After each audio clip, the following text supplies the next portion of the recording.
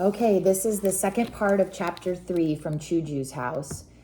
She's jumped into the river to wash off, and the current and gulls had carried the innards away, and the water was nearly clean. The coolness was lovely on my sore hands and back. Wu and Yi Yi were soon back in the fishing boat, but Bo and Zong were like others and pushing each other under the water.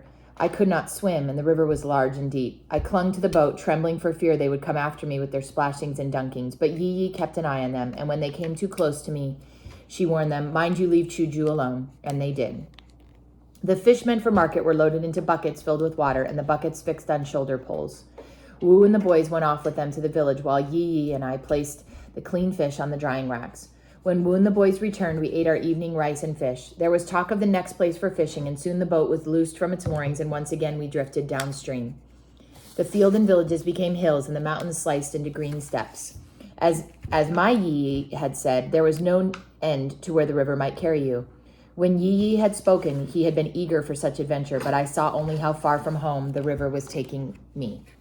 Yi Yi watched me and saw the sadness on my face. "Tell me about your home," she said. But I only shook my head, for I knew any word I spoke of home would bring enough tears to make my own river. Wu paid no attention to me. I might have been a small dog underfoot.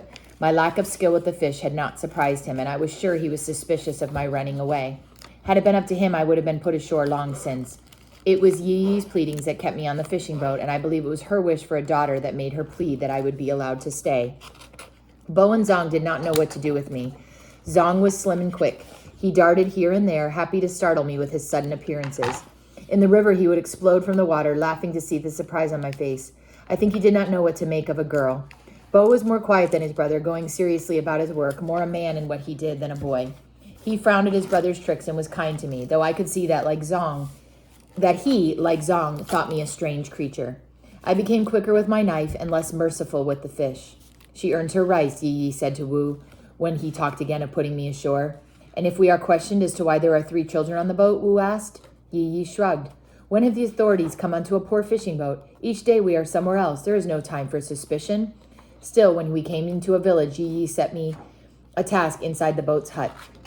At first, the boys kept their distance, watching as I ate and slept, curious as to how I would do with those things. When they saw I ate and slept as they did, they became bolder. Bo taught me the difference between red carp and grass carp. He had many questions about school and what was taught there, for neither Bo nor Zong had been long enough in a village to go to school. I brought out my pencil box and drew characters for Bo. I taught him simple ones, such as the character for Earth, which looks like a man standing on the ground, and the character for Claw, which looks just like the claw of a frog. He asked to see the character for Fish. "There is the net," I said, "and there on top is the fish going into it," for that was what the character for Fish looked like.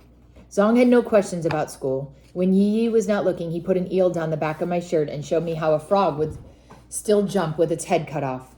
The worst of the heat and the rain was over, and along the shore the rice plants with their golden kernels had long since been harvested and a winter crop planted.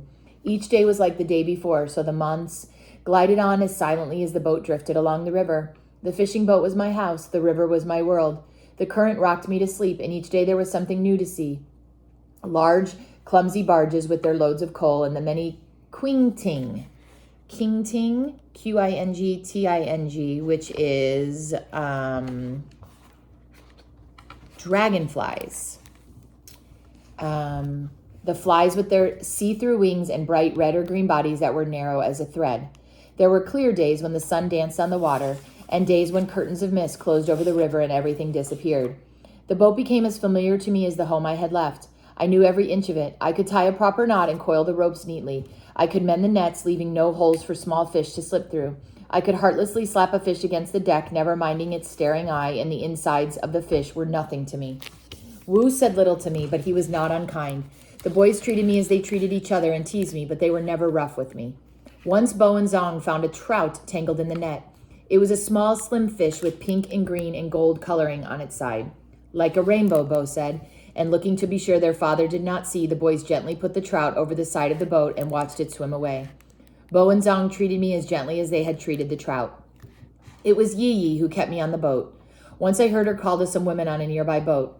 "My husband and the boys are fishing. Only my daughter is with me." How it pleased me to hear the word daughter. It was because Yi Yi was so kind to me that I made the mistake. Wu and the boys had left for the day, and Yi Yi and I were mending the nets. The winter crop had been harvested, and Yi and I watched a farmer on the shore readying his fields for the planting of the spring rice. It was the 5th day of the 4th moon, tomb sweeping day. Hua would be celebrating a birthday. Only a year before, Mama and Papa, along with Nene and me, had climbed the path to the tombs of our ancestors.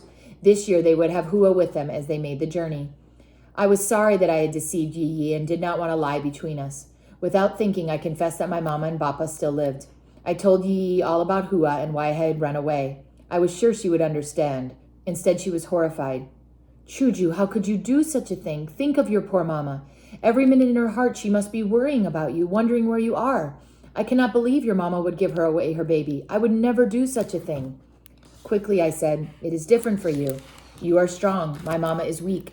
She is afraid of my Nene. The evil woman had already been to our house, and I could not let them take Hua. But Yi would not listen. Next week we will be near your village again. You must go home to your parents. I will speak to Wu this evening. Because of Yi's kind heart and her longing for a daughter, I had thought it was safe to tell my story. But it was that kindness and that longing that made her still feel sorry for Mama and made her doubt my story about Hua, for she would never have sent a child of hers away. In the evening, as the boat floated down the river, Yi whispered my story to an angry Wu. I will take her myself to the village, he said, and I knew I must escape that night. I looked about to see what countryside I would find myself in. We had drifted beyond the rice paddies and were in green countryside with many trees. The trees stood in rows, so I knew someone had planted them. Perhaps they were fruit trees of some kind, and I could work at picking the fruit. Though Yi might wish to send him, I was sure Wu would not lose a day's fishing by coming after me. He would not know which direction I took, nor would he wish the authorities to ask why a man with 2 sons was looking for a 3rd child. It was spring, and the darkness came slowly, yet not too slowly for me, for I did not want to leave the boat that had been my home and where Yi had been like a mama and the boys like brothers. Only the night before, when I exclaimed over fireflies, which I had never seen before, Zong had wadded up a muddy bank to capture some in a glass jar for me. Now I did not know where I could go or what would happen to me. At last the night came. Overhead there was a new moon shaped like a fingernail paring. In the light of the kerosene lantern that swung from the roof of the boat, I could see everyone was asleep. I had my bundle of clothes, a few dried fish, and the jars of fireflies. I had begun to climb over the edge of the boat when I saw Zong sit up and stare at me. Had it been Bo, I would have trusted him to be silent, but Zong always did the first thing that came into his head. To my amazement, what he did now was keep very quiet. We looked at each other, and then I dropped over the edge and made my way to shore.